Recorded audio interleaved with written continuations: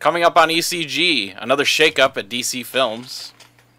DC exposes its Bendis plans. HTC unveils upgrades at CES 2018.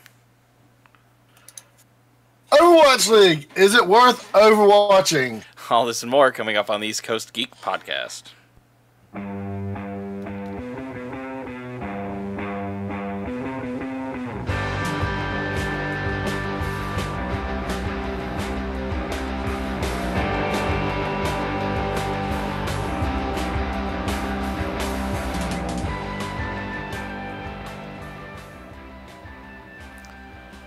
Welcome to episode 120 of the East Coast Geek podcast for Saturday, January 13th, 2018, where we bring you all the latest news on movies, comics, and gaming. I'm your host, Jeremy, and with me, as always, is Opu. How you doing, bud? Hey, I'm doing pretty good. I was so clever in the opening today. I had to pause and admire myself. Okay. Nobody else probably appreciates it, but I appreciate me. Oh, man. Maybe they're overwatching.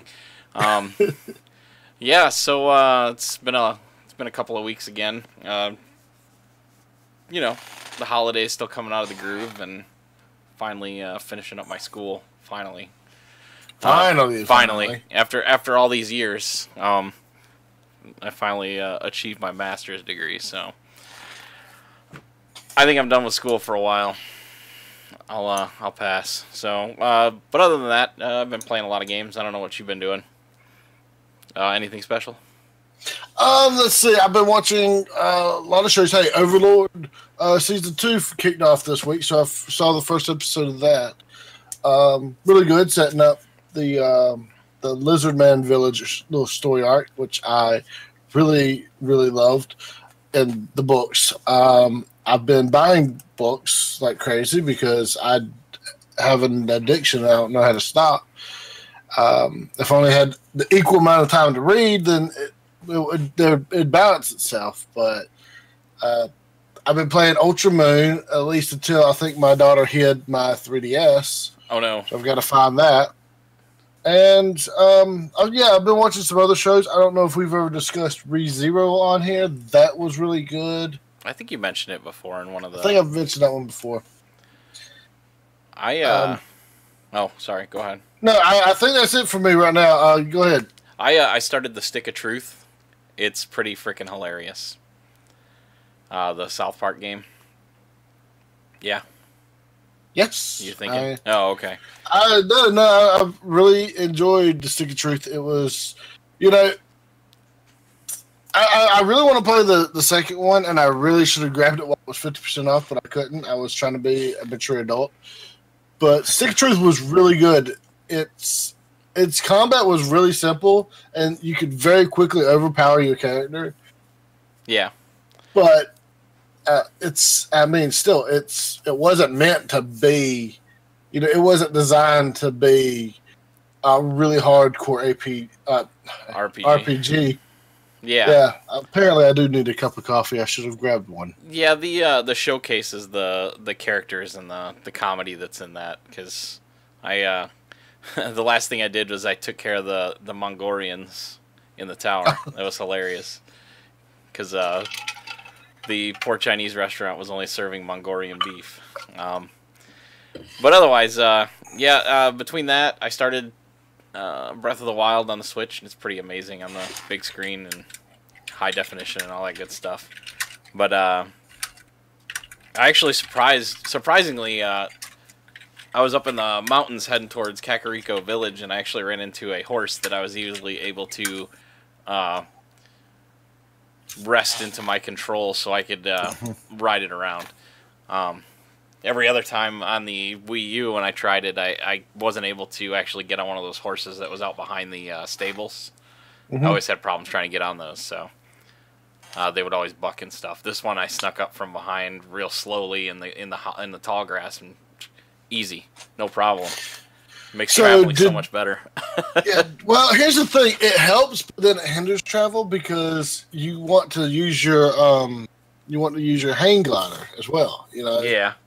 And you'll end up getting to points where you're like, I love riding my horse, but I really need I really need to hang glide and use other abilities. Also, I'm just going to go ahead and tell you this. There's not, you know how you get more hearts and you get more stamina by praying to the statue when you have the blah, blah, blah. Right, when you have the spirit orb. Unless the DLC rectified this, and I haven't found out yet, there's not enough to max up both your hearts and your stamina.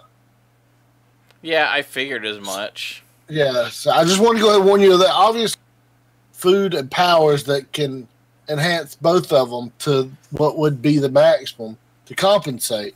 But I just want to throw that out there for you as a warning. Yeah, I had assumed as much in looking through, and I was like, oh, this is going to take a lot, you know? It wants 4 spirit orbs, and it's like, oh, this game is only so big, so...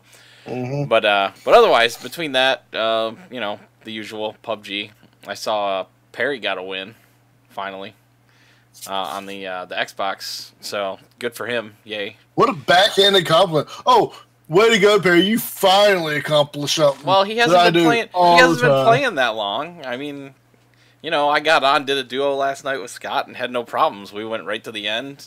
I had 7 kills. He had 4. We did all right together. That one time that I decided not to stream. Thank God the NVIDIA highlights did their job, so I'll have to stitch together a video. But otherwise, yeah, that's about it. I think we can move into the news unless you got anything else. One quick thing I just remembered is I bought this forever ago, but not of the pen and paper. I bought that off of Steam, and it's basically you're playing a D&D session, like you see the table with your character sitting there, the DM sitting there, right. And then around them the world changes. Like, okay, well, you're cool. In the village. It's pixelated and everything, so it's not like high def or anything. But it's really neat that they stay there and like the scenery changes and the villains change, right, based on what's happening.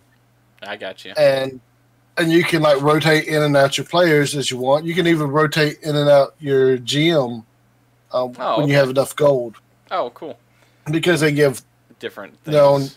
Unique bonuses. I got you. So, yeah. So it's, and it makes fun of some of the tropes, D&D, or tabletop games in general. But right. I've really enjoyed it.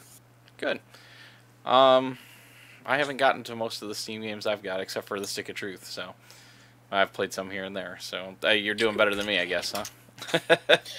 Well, I'm trying to rotate them all out at least a little bit, and then try to stick with the ones I want to keep. Right. At least downloaded, because I mean, there's just I've got so many, and then I've got over 100 in my wish list. So you gotta prioritize, you know. Well, at least people have options to get you things. That's true. All right. Well, let's go ahead and hit the first article here. Brian Michael Bendis is his first DC comic is revealed. Yes. And, so here's a picture of that goofy guy. Oh, yeah. So longtime Marvel Comics writer Brian Michael Bendis is his first published work under his new long-term DC exclusive contract will be a backup story in Action Comics 1000. Featuring art by DC co-publisher Jim Lee. You will recognize Jim Lee from X-Men, from Batman Hush, and he's got a really, really good detailed art style. And a lot of comics will sell out just on his name alone, regardless of who is writing. Because, I mean, even if it's Bendis? I mean, okay, here's the thing. Bendis had like a really solid career until these last few years. Really, it's like he kept pushing too many agendas. His stories weren't as great. He kept getting too many walls of text, and it just slowed down the story. Bendis is notorious / famous for writing realistic dialogue. It's like the characters will stutter over their words. They'll say, blah, blah, blah. Stuff like, we do. Which, in a way, it could be kind of endearing and give them more personality. But when it's constant and it really slows down your the periodical you're reading that's supposed to be about guys punching robots or whatever. It can drag. I got you. Anyway, the issue, which represents the first time a major American superhero comic has reached the 1,000 issue milestone, will be an oversized extravaganza with a main feature by writer Dan Jurgens, who took over Action Comics with 957 at the start of the Rebirth Initiative in 2016, and another by Peter J. Tomasi and Patrick Gleason, who took over Superman at the same time. The rest of the book is a star-studded tribute to 80 years of Superman storytelling. So that might be a issue worth picking up. The DC's been pretty on point with their stories recently. Hey, we didn't write it in here, and I didn't pull a picture for it because I didn't think about it till just now, but there was that post about a certain one-off coming to DC Films, animation films, right? You know what I'm talking about? The one that the GMF there, he's been harping to me all the time at work. He's told me about 4 or 5 times. The Red Sun. Yes, Superman Red Sun. Yes, it's what if instead of Superman landing in Kansas as a child, he lands in Soviet Russia. It gets raised by Joseph Stalin. I have to admit, it is a very interesting concept from what I've been told and how everything turns out. It's really interesting. I do want to get around to, well, either now seeing it or reading it, depending on how you guys say the actual movie is. I actually have to find my copy of Red Sun to refresh my memory on all the little details of it. I remember the overall aspects to it. Right. Yeah, it should be neat. That's one that people have been screaming for, even in live action, wanting to see that. So it's good to see that the DC Films is listening, I guess. And hey, guess what? Barely Batman, right? Kind of, yeah. But Batman is in there, unfortunately. However, with any of these Elseworld stories, Batman's always going to show up in one form or another. You can't spell DC without Batman. I guess not. You can't spell DC without Detective Comics. But no, there's plenty of stories you could tell without Batman. I just know that it's getting old. Though I do want to buy that Batman Scooby-Doo meets Batman, because it's got the Brave and the Bold Batman in it, and I love him. Right. I still want to see that. It was coming to a video, right? The Gotham by Gaslight. Yes. Yeah. Yes. I need to see the trailer for it. That kind of intrigues me too. Just because of how it's set. I kind of like some of those things that are set in those kind of worlds. It's out of the ordinary, things that we're used to. Yeah, I do like the Victorian. And I was thinking about it earlier because I've been into a lot of Call of Cthulhu podcasts, which mainly take place in the 20s, right, or sometimes a little earlier. And I do really like those the Gaslight era, so to speak. Even though the 20s and 40s and so on weren't necessarily those, but in that general archaic feel. Right. All right. Why don't we roll into the movies and TV and more DC news? Oh yes, this is a bigger chunk of our stuff. So.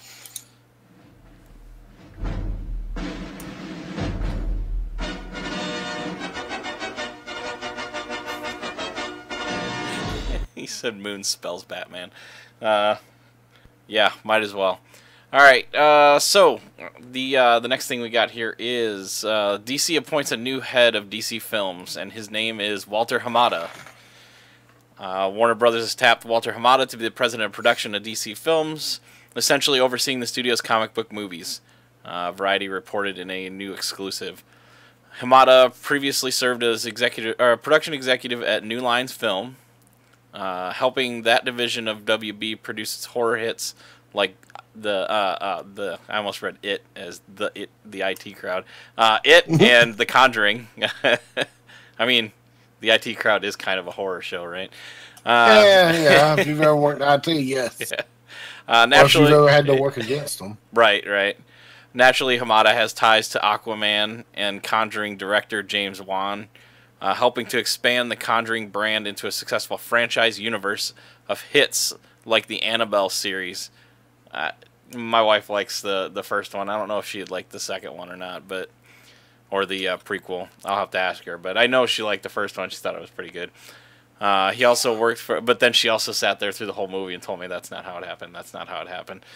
I was like, honey, it's a movie. But well, the thing is, the Annabelle doll is a Raggedy Ann doll. Yeah, I think. So there's strike one right there. right.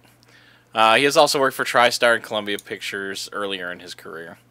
So he's got some chops. I guess we'll see if he can fix the aberration that is DC Films. See if he can straighten the ship, right the ship, I guess is the correct terminology. Probably sinking and build a new ship. I mean,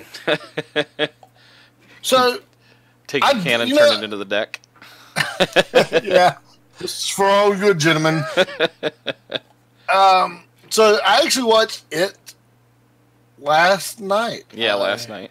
Yes, and I really enjoyed it. So that's cool that he's kind of tied in that again with executive producer. I heard those were some sweary kids. Yes, a little bit, but I mean, considering what they have to go through with that, I don't blame them for it.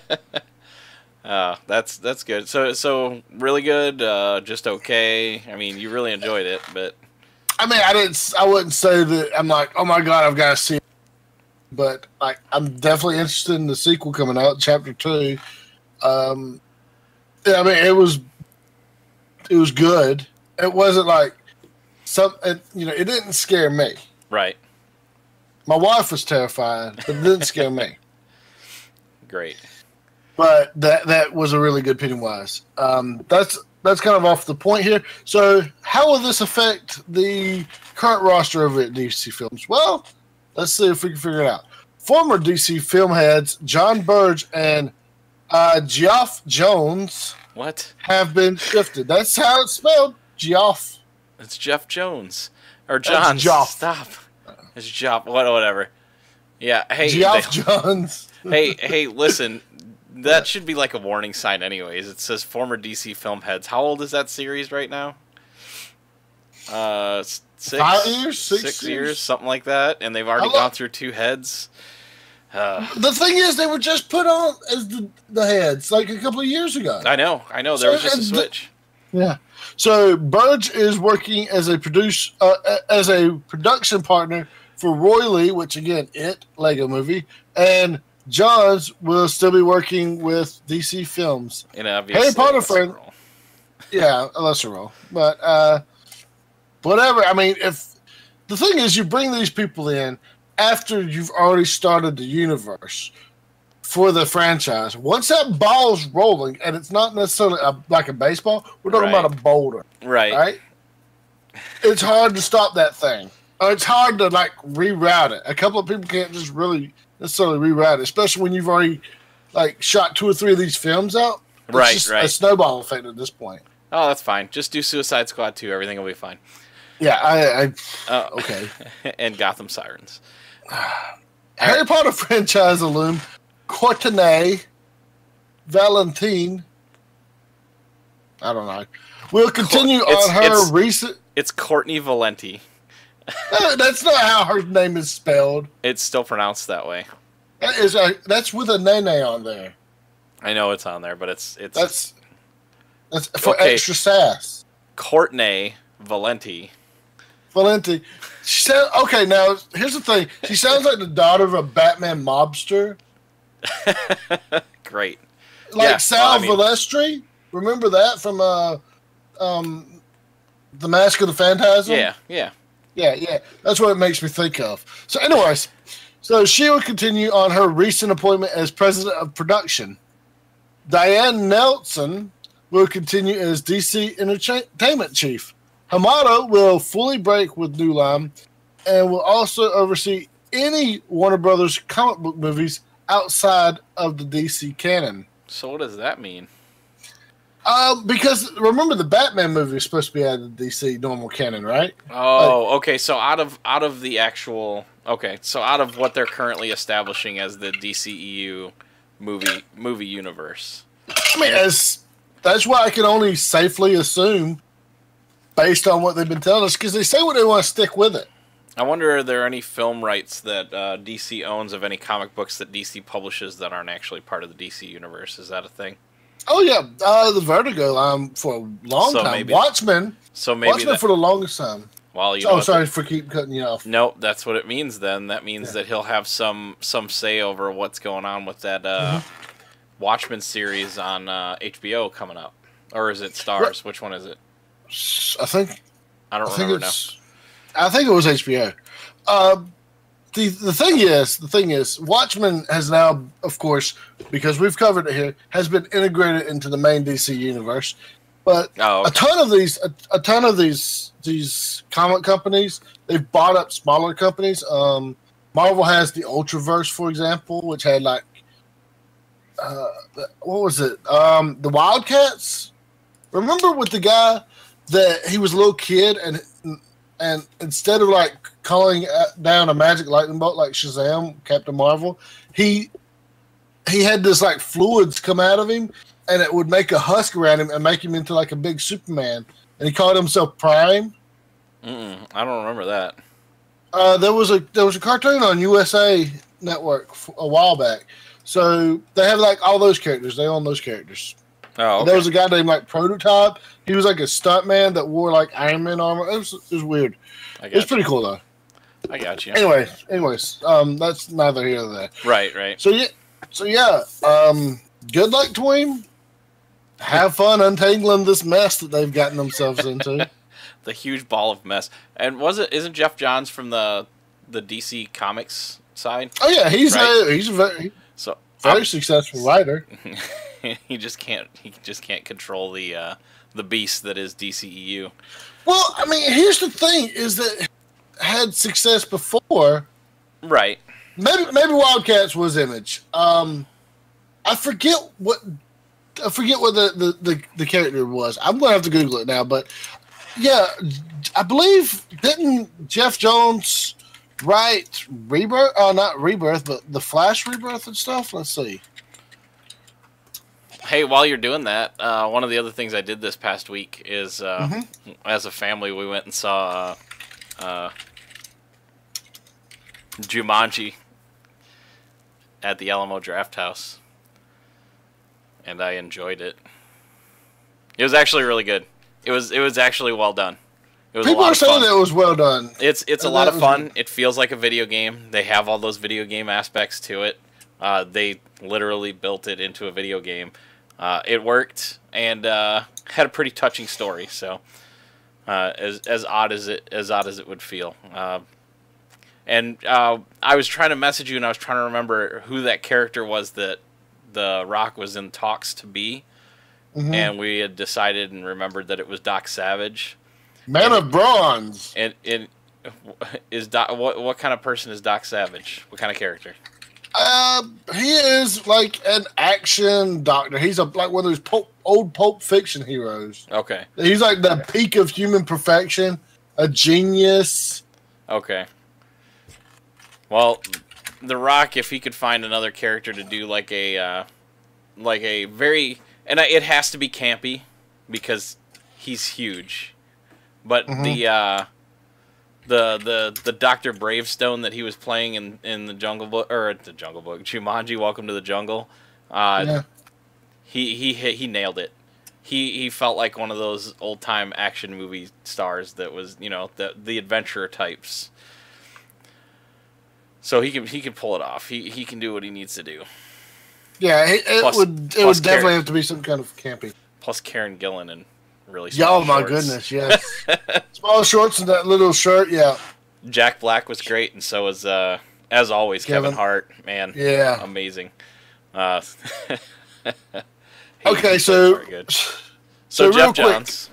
Jeff Johns, he did write Flash Rebirth, which I absolutely adore. Wildcats is Image, yes. What I was thinking was Ultra Force. It was another one of those really 90s comics. Right. That's where he was. Published under Malibu Comics. Oh, okay. Which is, I believe, Malibu Comics is owned by Marvel. Let's see. Malibu was initially publisher of record for Image Comics. Let's see. They also owned. Let's see, Marvel. Yeah, they were acquired by Marvel Comics in '94. Oh, okay. Okay, but anyway. All right. You want the next one? This one's kind of cool. Yeah, I get to introduce my kids to this because I don't remember if we've actually had them watch this before. But go ahead. Okay, so hey, guess what's coming back to Hulu? They can already see the picture. Animaniacs. Okay, you can already see the. So I'm going to have to get Hulu again, but I've got a little while. So Hulu has picked up 2 brand new seasons of Animaniacs, which will feature Yakko Wacko and their sister Dot, along with side characters like Pinky and the Brain. Spielberg will executive produce with Warner Brothers President Sam Register and Amblin Television's co-presidents. In a press release, Register said, parents who grew up with the cartoon now have new episodes to share with their own families. This news comes with the announcement that the entire library of the original run, Animaniacs, Pinky and the Brain, Pinky, Elmira and the Brain, and Tiny Toon Adventures are now on Hulu. Oh, well, I'll have to direct the kids to it because I'm sure they'll like it, especially Christopher. I think he'll really dig it. And go ahead. Problem is, don't have him memorize Yakko's World. Oh God. Or the Nations of the World by Yakko Warner because it's kind of dated. Well, obviously. It still references, yeah. Yeah. No, I got you. I really, really loved Animaniacs when I was growing up, and Pinky and the Brain was one of my favorites too. I was glad when they got their own show. But yeah, that's great news. It sucks though because you haven't said it yet, but their new episodes will debut in 2020. That's right. Oh, that's only 2 years away, and it's going to take a while. So, but no, I mean, I'm pumped for it, and it's going to be great. What was I going to say? So there was a series, there was a bunch of cartoons like this in the 90s too. It started when Tiny Toon Adventures was kind of like the prototype for Animaniacs in a way. Right. Oh, I love Tiny Toons as well. I really did. I mean, I had some issues with it. Some of the way they animated stuff, it didn't work necessarily. Animaniacs was basically the perfected version of Tiny Toons. And then there was this show called Hysteria. I don't know if you remember that one. It was like a comedic take on major events in history. No. I hated that show. I hated that show. Sounds like it's good that I missed it. Well, here's the reason why. Here's one of the main reasons why I hated it. Is because all these characters had these really unique voices, right? Right. For when they talked. However, when they sang like normal cliched people. Like they had these completely different series of voices. Oh. As opposed to Animaniacs where Yakko always sounded like Yakko when he sang. Wacko always sounded like Wacko. Dot always sounded like Dot, It's like, keep the character in this. And I know some people do sound different when they're singing as opposed to when they're talking. But this was no, completely. It just took you out of it. It's like, wow. Right.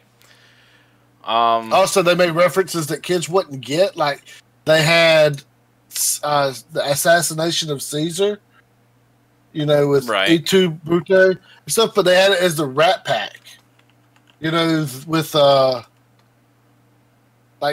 not necessarily James Dean, but you remember the old crooners, from the 40s and 50s. Like, I can't even recall their names at this point. Oh crap! I was just thinking, before I forget, the trailers for before Jumanji. One of them was A Wrinkle in Time, which looks really good. You think they're going to be able to make that accurate? It looks pretty good. It looks pretty good. The other one I cannot remember, but it was a bunch of big machines rolling around desert scape, and they were representing countries. and I cannot remember the name of it. It looked really awesome. It was Metal something or something like that. Metal Slug. No, not Metal Slug. That would be awesome. Wouldn't that be a great movie though? Yeah. I'm trying to remember what the other ones were. There was it makes me think of Battle Tanks. No, not Heavy Metal. Now I can't remember. I didn't say heavy metal. But like, no. I googled. Oh. and G Gundam. That's what it is. No. These are like they were in this big machine, and like big as in like taller than buildings type machine that was on big wheels and tracks and stuff, and they were getting pulled in by another one that was bigger than them, and all of a sudden all you heard was the I think it was the British national anthem, and somebody said, "What is that?" And somebody said, "That's England." And I was like, "Oh God, what the hell's going on?" And they get sucked in through a big gate and stuff, or a big like a cargo door. They get hooked and pulled up into it. What was crazy is that the cargo door was actually made for something bigger than what theirs was. So theirs, and the way it was made is it had like gaps in between slats of the cargo door that were dropped down, and theirs barely fit on the center one that it was being pulled into. It was really weird, but it looks great visuals. I want to say it's a freaking Del Toro movie. Anyways, Tank 432. No, I'll look. I'll see if I can find it. Okay, because I have no clue. I'm that looking. sounds like a cool idea. Yeah, it looked really cool and it looked really good. Ah, man, I'm gonna have to look it up. Damn it. All right. Anyway, so let's move on. This next one excites me to no end, and I hope. Okay. This next Gambit loses its director again. There's one more. Yeah. There we go. You didn't have enough on there. I didn't have enough. Well, so this marks the third director they've lost. So this movie is officially cursed. So let's end the Gambit movie, okay? So the X-Men spinoff Gambit continues to only theoretically exist after losing its third straight director.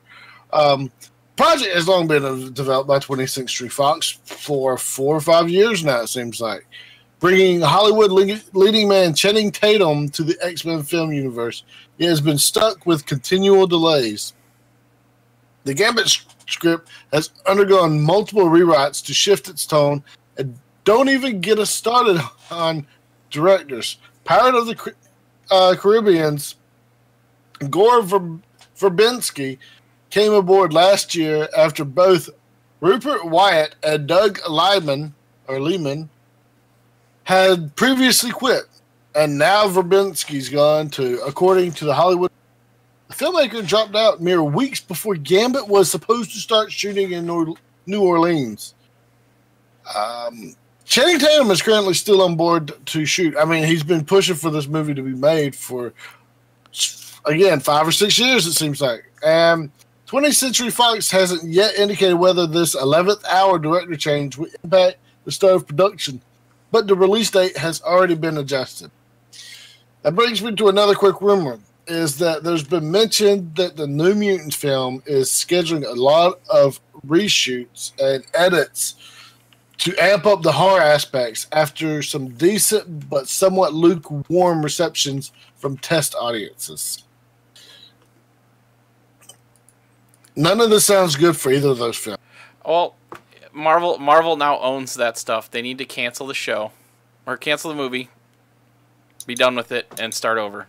Just start over. Don't even try and continue on. Start over. Start fresh. Well, here's the reason they're not going to cancel it. Is because I'm sure bindingly they're still under like the Fox name. I mean, and two, the check's already been paid for these movies to be made. But that's what I'm saying. So, Disney just absorbs that. They've made $4 billion plus $6 billion by now for just the Marvel movies, and more than that for Star Wars. Well, this is what I was going to say, is that these movies getting made, because they didn't pay for the movies made, is nothing but money to them. Even if, say, the the New Mutants has a budget of 100 million, and it only brings in 50 million. Well, that's 50 million just for Disney, and they didn't spend a dime on it. Technically, yeah, no, I know, but that's the thing though. They could just absorb it and say screw it, we'll do it right. You know, it's not that hard. It really isn't. I'm sure it's just a drop in the frickin' ocean at this point. Just be done with it. Start over.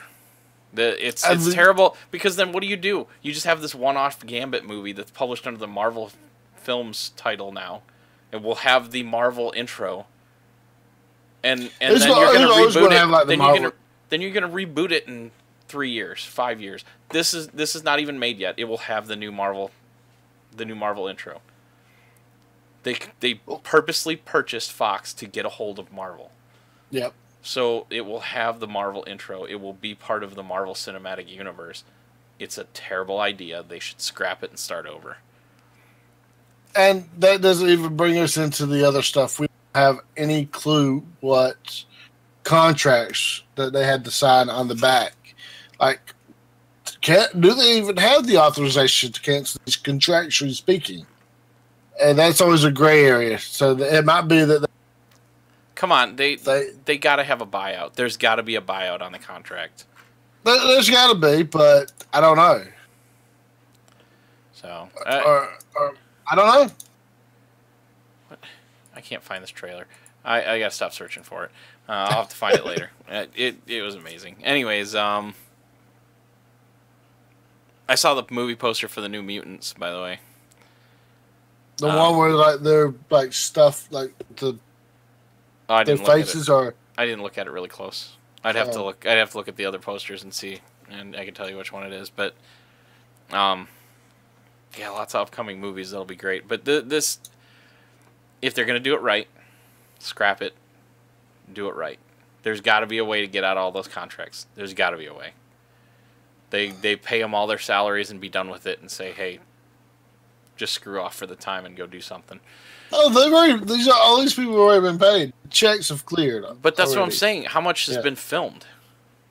For the New Mutants? No. Everything's filmed. No, for Gambit? Nothing. Right? That's what I'm saying. Nothing's just filmed. Gone. Let the New Mutants be the last bastion of the older films, and then start over. Well, they still got the Phoenix movie coming out. Oh God, cancel it. And they still got Deadpool. Cancel it. No, Deadpool's fine. Deadpool actually is built into the Marvel Cinematic Universe. They were fighting on a helicarrier. Yep, they couldn't call it that. They can now. They can now, yeah. Which would be great if they said something about it in the second film. Just made an off comment like, "Man, I got the shit kicked out of me on that." Oh, good. Well, the crap kicked out of me on that helicarrier in the last movie. We'll fix it in post. Don't worry, Jeremy. Yeah. Well, what? No, I probably won't fix it. It's fine. We get one a year. That was it.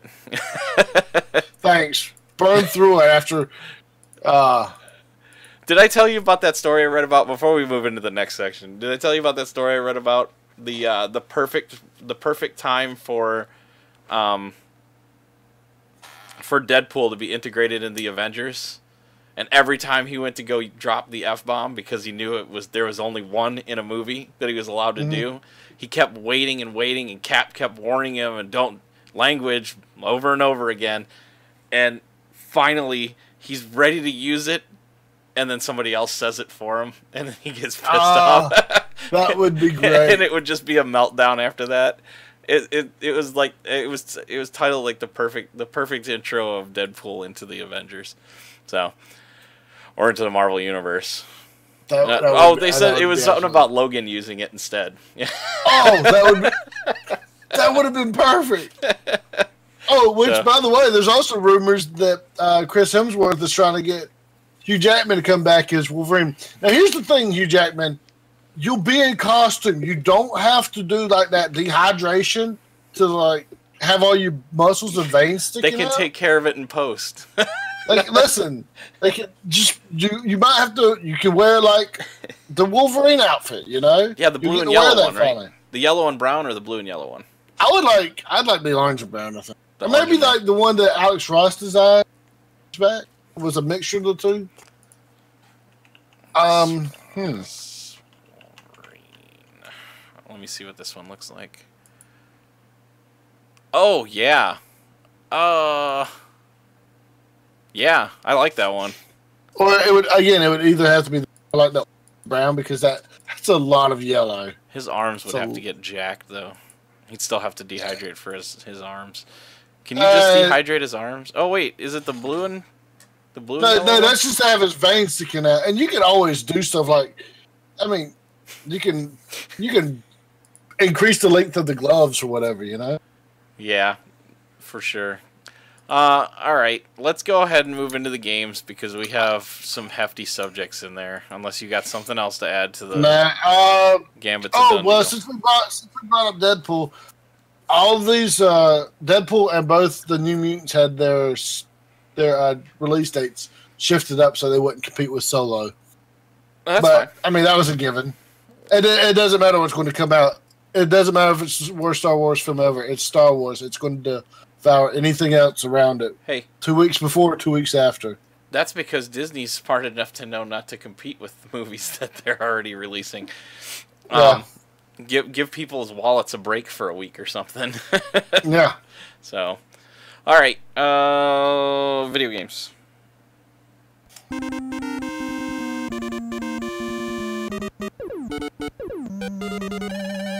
You know, if we mention anything Overwatch League in the next couple of weeks, that I should probably change that to that one little up and up of Overwatch, the little soundbite that they have when they. Then you probably should have done it this week. I know. There was no time. We had no time. All right, Microsoft's new console may be as soon as 2019 to compete with the PS5. So we're going to get the news out of the way, and then I'm going to complain and talk about how people spend too much money, I guess. All right, the fact that neither company really supports backward compatibility from the start is a huge problem. And for them to do one so soon and chuck another freaking generation of games would be odd. They would be crazy to do that. Here's the problem. If you release it backwards compatible, people aren't going to complain there's no new games coming out because that's what the new generation does. They release like 2 or 3 major AAA titles right at the start. Then 2 or 3 years later, there's a couple of more. Then like 2 or 3 years later, there's a couple of more. And then we get lucky and there's like some random indie titles or whatever that appear throughout. What happened to having a consistently strong library of games? Apparently it costs too much for them to make games and we don't pay enough. So, I mean, that's the consistent complaint we hear from analysts and developers. So that's why, they included so much DLC and locked content behind pay-to-win shit. Hey, there's 2. People just dumped $500 on a new Xbox One X or a PS Pro. They're not going to want to do it again because they complain when we have to upgrade our computers every 5 to 10 years. Why should they have to do it twice? Not to mention they're buying the system for $500, a new controller for $60 to $80 depending, because you saw the Switch controllers are $80. Mm-hmm. External hard drives $60 to $200 depending on the size, and that's ballpark. And $60 per title times, let's say they spend $600 on 100 games over the lifetime of the console. I'm starting to see it add up to be worth playing on a console is more expensive than building a decent computer. And a lot of people chose not to buy the PS4 Pro. I mean, because Adam here I'm sure saw it coming that they're gonna start closing that gap. What if anybody with the most basic common sense knew not to buy the Xbox One X or the PS Pro unless you have just a ton of money to freaking throw around, which none of us do. Right. Y'all could just donate to me, not to Jeremy, just to me. Right. Let me buy a PS4. Just a regular PS4. So and you're right. You drop $500 on a new system, then depending on the hard drive size, because they're never big enough. They're never going to be big enough. you are going to end up spending $60 to $200. Yeah, so and the thing is, the game, these systems now, they don't come with, hey, here's Super Mario Brothers package with your NES, Link to the Past package with your Super Nintendo, Right. and it's still the same price. No, it's going to be okay. You're dropping $500 on an Xbox One X, or hey, drop $600. And you get a digital download of this game. Oh, also, you're probably not going to be able to download it day one because our network's going to be down. Like what happened to me when I first got my Xbox One. So I sat there, I was like, well, I couldn't even get it to finish updating. Right. It sat there, it was like, okay, well, I've got a $500 brick right now. Right. Yeah. So Microsoft did just launch the Xbox One X in November. Greg got his free one from Taco Bell. Congratulations, Greg. I hope you're enjoying it. You are so lucky. Meaning there will only be a 2-year gap in between the latest console iteration and a truly next-gen system, assuming the Xbox 2 keeps with tradition of the launches in fall. And like I said, forecasting for 2019, which is what the presumable forecast is for the PlayStation 5, I think they're going to start getting a lot of fans that don't buy in till later or skip a generation. I've almost skipped the PS4, and I've been wanting it. Yeah. Persona 5, the new Kingdom Hearts. You can't get it. 7. You can't get any of that on PC? I thought Sony was starting to publish more on PC. I was actually looking for Persona 5 before we started recording. Well, my friend... And that's exclusive. My friend Robbie has been playing it, and he said it's amazing. So I'm sure you don't want to hear that. I mean, I'm not going to like crazy, but I would like to play it. I've never played one, so I never played Persona games. So I don't know how. If jumping in on 5, I'm going to, I need 4 other. But I'll read it. I end up reading all the canon because I'm a freaking weirdo like that. Right. So I just think it's too soon. And in a world where people are complaining even about DLC at this point, surely with a short gap like this between generations, which at this point, the only reason that they're doing this is because they're still playing hardware catch up to computers, to real computers. Here's the thing: until they make it where you can opponents on your console, you're always going to be playing catch up. Didn't we have this conversation already? Yes, we've had this conversation about 4 or 5 times. And the thing is, so you've got to just do consoles in their own way, Right. Make them have some kind of unique aspect, which Nintendo has been trying to do. Develop some good games that are Some lasting. good freaking games that people constantly want to go back to and replay. Half of my Steam library is games. Fallout 3, all these other ones. Right. I mean, look. And you never finish them. In my defense, I've already beaten Fallout New Vegas and Fallout 3 and Skyrim. You beat and Cuphead, Fallout didn't you? No, not yet. Oh, I thought we were going to celebrate something here because that would have been truly amazing. Have you even started Cuphead? I don't even own it. Yeah, exactly. I've been playing other stuff. I did tell you that I bought the copy on Xbox, right? I downloaded it on Xbox as well. Sister wanted to play 2-player with me. Yeah, you did say that. Yep. Does it not? Is it not compatible across Xbox and the Xbox on the PC? I couldn't figure it out, or not in that short time frame. Maybe it could have been, and I've been. But if it's going to that company, they deserve it. You had to have bought it between. Well, that's true, but you had to have bought it on either the Xbox or the Microsoft Store on the PC. See, I didn't buy it on the Microsoft Store. Yeah, you bought it on Steam, so yeah, where everybody gets their games. And man, are we mad when they make us play on other stuff. All right. Well, I just don't think that I need an individual. Like, I shouldn't have to have 15 apps to get to the games that I've purchased. I hate that. To have these games, you have to go through the Microsoft Windows. If I want to go through if I want to play one of the Epic games, I got to open up the Epic Games app. I've got to have the freaking EA one, which doesn't work half the time, or the Ubisoft one, which doesn't work half the time. You know what I'm saying? Why didn't you use your Steam link? Because it kind of sucks, to be honest with you. Did you? I don't know if it's because of the distance. Do you have it on wireless? No, I have to manually connect the cable to it. It should be fine.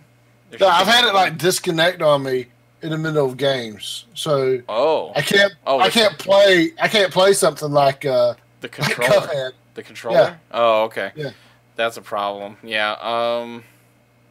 Are you using a? Is it the newer Xbox controllers? We should troubleshoot this offline, but yeah.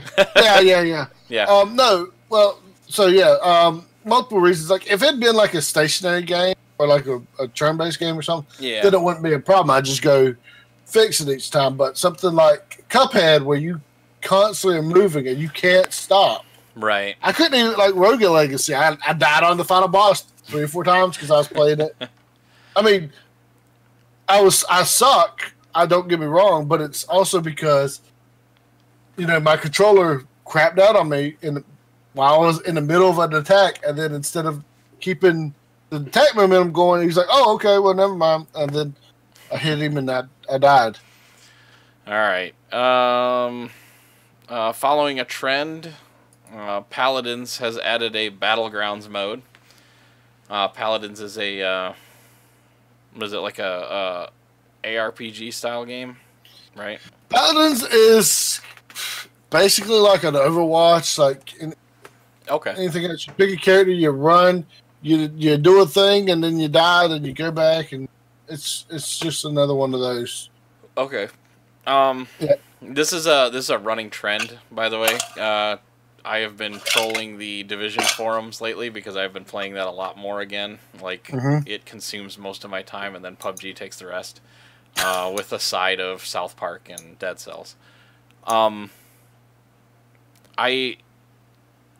understand them doing it, but at the same time, it's like it's kind of like when I get upset because people are like, "Oh yeah, I'm gonna go play Fortnite," and I look at them playing Fortnite, and they're actually playing the Battle Royale, which it's like I have no interest in watching that. But it's like taking over games that are legitimately made for one reason, but companies figure out they can do a cash grab and do it the other way. Speaking of which, PUBG added a new crate that you can get randomly that requires a key to open. Microtransaction. Of course. They did it back. That was a long pause. That was like 3-4 seconds. There's a nice blank line up there. They did it before during Gamescom, and all the key money went to charity. But now I think this one's going to their charity. So, well, what they did is that they did it for charity, test to see how many people are going to pay, how many people are going to pay. They're like, okay. Yeah, people paid, and they're like, I didn't. I don't think Greg did. I know Scott, I think, might have bought one or two. Maybe Robbie as well. But otherwise, yeah, I didn't buy any. I'm starting to get stingy. I'm still miffed over Destiny 2, which that was another thing that came up in the news today, or not today, this week. Destiny released their roadmap for going forward and how they're going to fix their game. Seems to me you should have done that while you were developing it. Yeah. Oh, yeah. And I made the comment, yes. Oh, a roadmap, or is it like the placemats at restaurants that kids use crayons on to get to the treasure? For something that they had in the first place. You'd think they had this like grand design. They would have thought about the gameplay, and this will be the third time that they've had to fix everything. Right. Destiny 2 was a complete reboot because Destiny 1 sucked so bad. Guess what? Quit buying these games. Yeah. That's what it's going to take eventually. People need to learn to be a little more stingy and a little more investigative and test the waters a little better. I mean, they had me sold because the graphics standard was on PC. I was happy for that much, but shame on me. Shame on me. I keep warning all you guys. Don't focus on the graphics. No, I know. Well, Anybody can make it look pretty. It was because it was on the computer too, though. So, Oh. all right. Next thing. HTC Vive unveiled their new headsets and a wireless unit and a couple other things at the CES this year. I know, Adam. I don't listen. The HMD upgrade can be purchased as a new system, or you can purchase just the headset to replace your headset you have already. It has 2 cameras on the front now for depth perception and all that good stuff, I think. I don't know what the cameras are used for. I never turned mine on. Apparently, you can actually turn it on and it'll show a little camera in the corner so you can keep track so you don't hit the wall and stuff. But it's only a single lens. I think the 2 of them are basically help you see better depth. I imagine the single image was pretty flat. But otherwise, that's not the important part. The important part is that the screen on the inside is, I think they said, doubling the resolution of the current, or at least 60%, something like that. I can't remember what do I have it written here? No, I don't. I think it's close to doubling the fidelity of the resolution of the images in the current headset, which they look pretty darn good in this. I can only imagine what they look like in that. And the reviews so far from people who have actually tested them say they look great. That headset also comes with everything that you see there. It's the newer headband that's a lot more comfortable and easier to adjust, and also built-in headphones that are going to be HD sound, high definition sound, which is kind of cool. I usually use these headphones here because they're wireless and I don't have it's one less wire I have to worry about.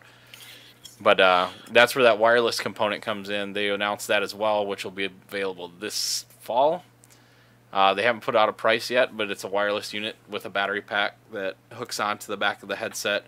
The cables hook into it, and then supposedly with little to no latency, give that video over wireless at the 60 gigahertz range. So what's the weight of this new headset? It's the same. It's the same without the restriction of wires. It's just a different higher resolution screen in the headset. That's all. That's basically the only thing that's really changed, other than the 2 cameras and the 2 mics, and then adding the headphones. But the headphones are basically weightless. It's pieces of plastic with the wires. I mean, it's probably just the same as wearing these headset this headset. So, which I'd hope that you can actually remove, because I'd rather use my headset than those weird headphones. Those are for guests. Those are for guests. I want my 7.1 out of my headphones. All right, I will turn it over to you now, and you can do this last one because that was just a quick update. I know there's a bunch more at CES. Maybe there'll be something good that we can throw in there for next week. I did see Razer released a new laptop. I think it combines with the Razer phone, and you use the Razer phone as a touchpad in place of a regular touchpad on a laptop. You know your touchpad? Yeah. It looked like it was actually the phone. So I'll have to take a look at that. But all right, go ahead. This is all you. So the Overwatch League entered its first week. Has everybody picked a team? Raise your hand. The teams have their own color skins for one thing, so that was kind of neat. Even their attack effects. What? Oh yeah, no, go ahead. Oh, okay. Even their attack effects just stay with their own color, so that's really. I noticed something neat. I noticed something neat. I was watching the Houston game today, and Junkrat on the door cover of his grenade launcher, when it flips up, you can see the team logo on the front of the cover of the grenade launcher. It's really pretty cool. Neat. They did some great detail on the skins. Some of them look ugly. Well, I mean, they can only do with what the teams pick for their colors. So, yeah. So, for example, Winston's shield is green instead of clear white. Yeah, that's neat. The format is the best of 3 rounds per game, 4 games per match, with a 5th in reserve if necessary to break the tie. So I think at least for that first day, the announcers have been getting like more energetic and intense as these days gotten on. I guess as they their group, but they sounded a lot better than they did at BlizzCon. The BlizzCon announcers were so cringeworthy. I don't know if it's the same guys or not, but they've definitely taken lessons in communication or something. Yeah, they it's some top notch quality input on the play and everything going on. They're very descriptive. They're able to elaborate on things that are going on, even in the heat of the moment, to make sure people are kind of understanding what's going on, and the explanations of the round are really good. So, right, and that's one thing with this, at least with Overwatch, is that unlike football or something, which they do the play happens, and then they get like a few seconds, they can go back and rewatch it and explain everything then at their own leisure because they can slow-mo and stuff. They can't do that in the middle of this match because the matches last for a few minutes. Well, at least they are actually doing active replay during the play. They have to like do it to the side. No, they have to wait for a respawn section. They're making the replays as big as the screen and putting the live one in a small picture-in-picture, so that you can still see the action as you're watching. Now, I must have been missing them, but I thought that was neat that they were trying to explain stuff, and they just didn't have that ability. But I guess they are doing that. So. And the replay, what I was saying. The replay team's doing really good too, because by the end of that round, they've already got highlights that they're going through, and then a highlights reel they're running until the next round starts, which is really neat because they give them like a 2 or 3 minute break in between. It allows them to rotate players or do whatever they need to do. Right. The league's set up to where these guys actually are under contract. The teams are owned by big names. Philadelphia, for one, is owned by Comcast. I think I don't want to say freaking what's his face. Mark Cuban owns the Dallas team, but you probably look it up and he probably does, or the Houston team, whatever. But they're owned by some big companies or private owners. But like I said, they're under contract with the teams. They have coaches. There are referees watching to make sure nobody's cheating, actually standing over their shoulders and watching. The presentation's nice. The Blizzard Arena has a nice big jumbotron screen that stretches probably out to 180 degrees for people that are in like the 8th or 10th row, that you can see the logos of the team, or when they show the next map, they show a nice big panoramic view of it, to where it comes out way out to the sides and you can actually see it doesn't look stretched. So they actually use some in-game camera work to get that video. I'm trying to think of what else. The teams are sat up front and there's cameras on all of them for their faces, which they occasionally show during the game, to highlight the player that's playing, and then putting up his stats and all that and showing who he is and all that, which is really cool. It's really neat. And they do a pretty decent job of fluctuating between the teams and the characters within them. Usually they try to stay active at the moment, but they do seem to transition pretty well. And then I do like that they also will go into the third person mode to give you a different perspective. And one that my wife really likes is the overall map relay, where it has the images of each of the characters. The circles indicating where they're all at. Yeah. So that's another one that helps give perspectives on what's going on. And all I know from watching all of this is those Genjis are nasty. They're dirty. So pretty much every Genji I've seen play right now has absolutely just dominated. Those and it's. Well, go ahead. I was gonna say those guys know what they're doing. They are definitely attuned to what characters they're using. They know their roles. And some of them you can see rotate through a couple of different plays. Like the guy that started on Pharaoh, when it gets into an inside area, will actually switch to Genji because it's closer combat and less elevation to protect Pharaoh from the enemy. But yeah, incredible plays on those Genjis, man. They are tearing up some of those teams in defending objectives. It's great. Which that brings me to a point is that some of these teams don't realize they push the objective. Payload one. How many times have we seen it? Like they get stuck in one spot and they can't move the thing. Yeah, and even better was one of the tight ones yesterday, Friday night, came down to them knocking the defensive team knocking the one Dallas player out, and the offensive team not getting the mercy res off in time, like by like a second or two. It was so bad. You felt for them because they were pushing, and one of these guys they went to I think they went to 9-8. The score was 8-9 in the last part of the match, the fourth round, for the scoring because it's 3 points per run through. So they went to the third set of rounds for each team, and yeah, 8-9. It was that close. They were almost there, and then just that one misstep. The other team just dominated them on it. So we need to go ahead and announce which teams we are backing, right? At least for the moment. Okay. So what team are you backing? I'm watching the Philadelphia Fusion, which is that cool little P there in the corner. Looks really neat. That's my team. Yeah, and they're pretty good. Even though they're owned by Comcast. Yeah, that's one of the somebody pointed that out on Reddit, and I was like, oh, that's a point. I see why people hate them. Yeah, right.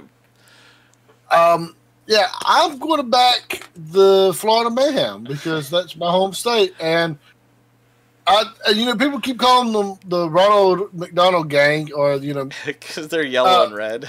Yeah. Well, here's the thing: there's like a history of that in Florida. You've got the FSU team, with Garnet and Gold, and there's traditionally some college guys there that do the full body paint of Garnet and Gold, mustard ketchup guys. Yeah. My hometown had Garnet and Gold as their colors. Great. So it's kind of a thing. It's a Florida theme.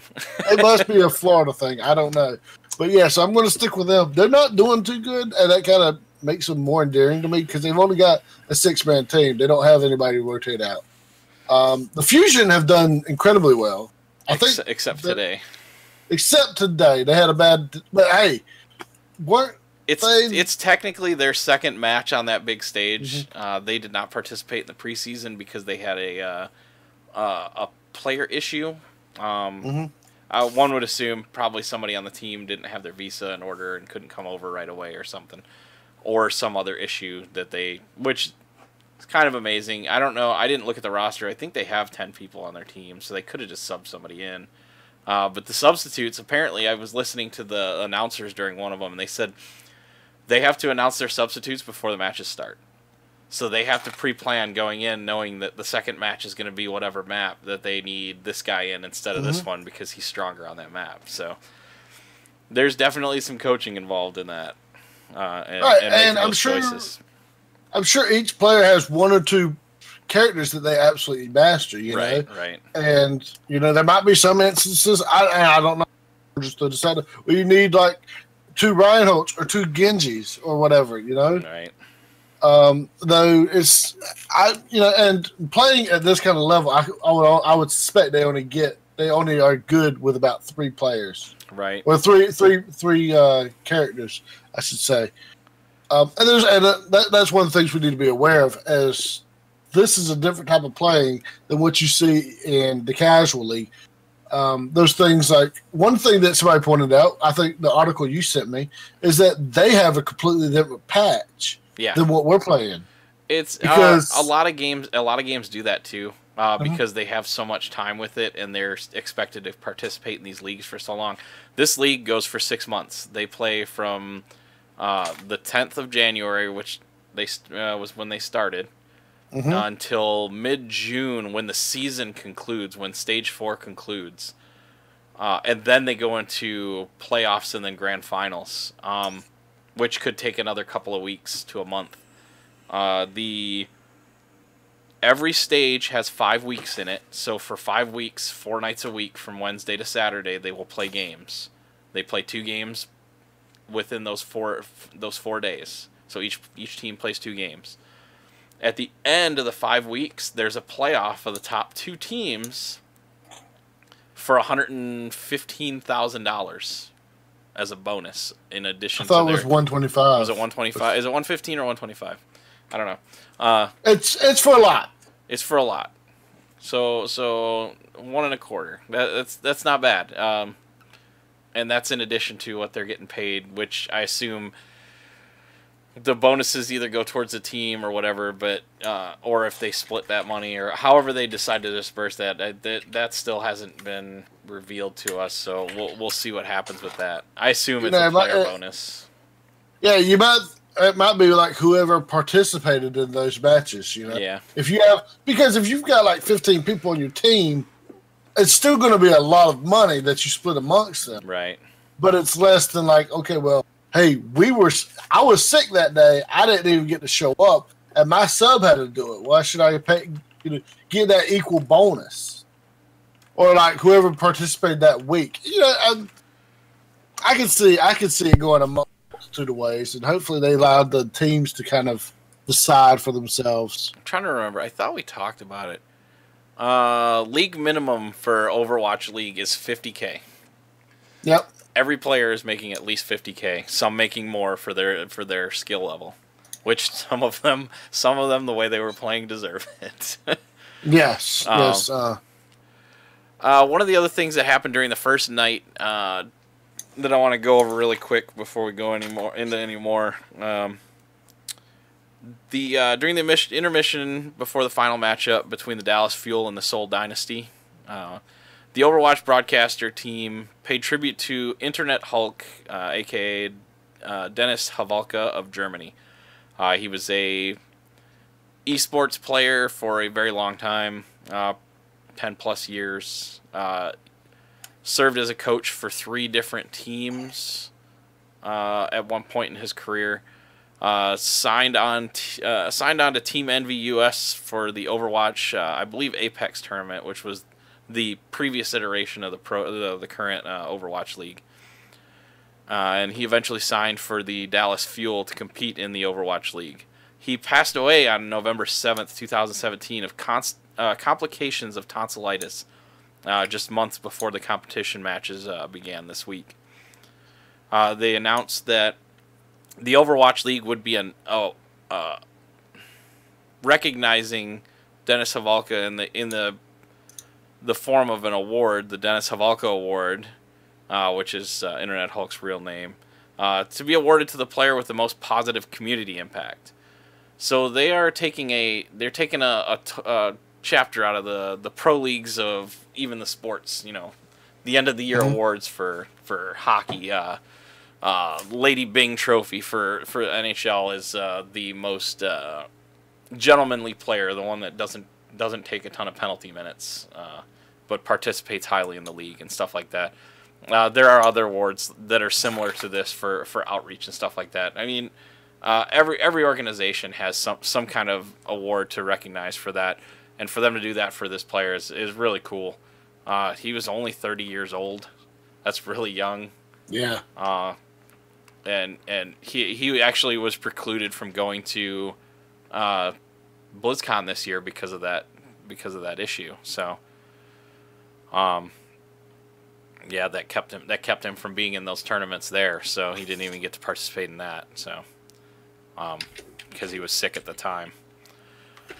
So that's neat. That's another legitimacy to the league. Really cool feature, and who knows if that'll come with any other recognition than that. Sometimes when they award that, they do like a cash award or something too. But who knows? Nice little bonus. But otherwise, this year will be the best year to get those awards because you'll be the first one to get them. You know what I mean? Mm-hmm. So, yeah. It's shaping up to be everything that you would hope for out of a professional league. The interviews with the players are great. It seems like they had some coaching in that respect too, as far as public address because none of them seemed like they were too timid to talk. They were very outspoken, very boisterous, not quiet, not pulled back from the conversation.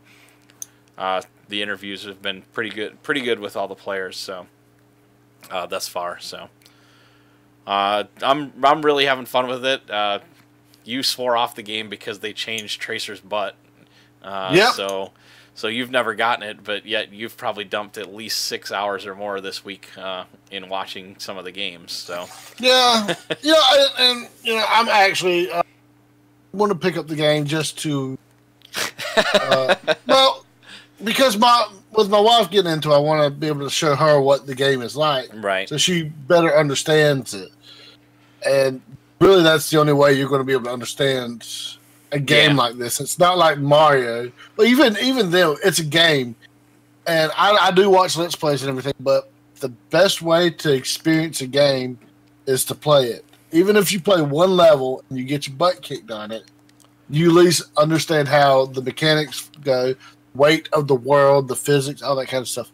So here's one of my really legitimate criticisms, and again, I don't know sports very well because I don't buy sports merchandise. But the jerseys for the team cost $70. 60. 70 with the names. Yeah. You can get the plain ones for 60. $60. That's still insanely high. Sports jerseys cost anywhere from $80 to $100. None of the ones I've ever bought. Well, you bought the knockoffs. Real jerseys cost money. Probably more likely $140. I know hockey sweaters cost that much, so. That's because you got to pay for their bail money. What? Bail money? What are you talking about? Yeah, for fighting all the time. 130 for. You gotta remember, last time I bought a jersey was probably in 1990 something. The replica sweaters are a lot cheaper, like 70 or 80. Cheapest is there's a Crosby one for 50. That makes me happy. Piece of crap. Oh, 37, even better. He's worth about $10. All right. Anyways, so yeah, it's gonna cost some money, and I figured that. But that's another revenue stream though, and I saw plenty of people with jerseys on in that crowd, so they're making some money. Yeah, it will be a while before I pick up a jersey because I was like, oh, I'll pick it. Oh, I'd support them. Or if they do they even shop? Make a freaking shirt. Just don't give me the jersey. Give me a shirt. I'll buy a shirt. I'm not spending. I'm sure it'll happen eventually. I'm not spending $60 on a shirt. I already make fun of a guy at work for spending $70 for a shirt, and then he goes and gets them hemmed to make them tighter on him. Great. All right. Well, what do you say we get out of here? We got video games to play, and we can't do that if we're sitting here. That's true. Wait a minute. I'm gonna sit here and play video games. That's also true. You're going to stream it. All right, everyone. That's all we got for you. Thanks for listening to those of you who joined us on the live streams and Twitch and in the YouTube live channels. We greatly appreciate it. Please leave us feedback on our show wherever you get it from, if you're downloading it on podcasts or anywhere else. And don't forget to check out our Patreon page at patreon.com/StasisGeek. You can find us on the internet. That's where we live. But specifically, you can find us at @ECG_podcast on Twitter and our Facebook page, www.facebook.com/ECG podcast, or our email address at ecgpodcast@gmail.com. Also visit our webpage, www.stasisgeek.com, STASISGEEK.com. Or post a comment on this video, and I will read it, and then I will comment. I will give you each one unique comment per something. And then he will interpret it so that I understand. I will do it I will give him an interpretive dance to explain what both my comment and your comment meant. Right. All right. We will be back next week. We hope. Unless the end of the world happens. Until then, stay geeky.